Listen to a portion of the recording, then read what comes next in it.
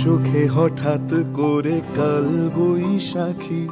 চৈত্রের শেষ বেলা পাতা ওড়ে নাকি, গত বছরের মায়া ভেঙে যাবে বলে,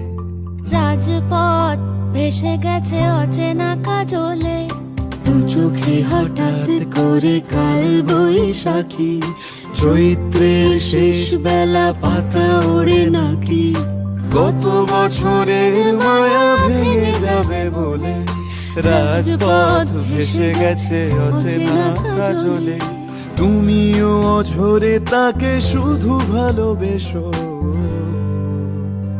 এসো হে বৈশাখ।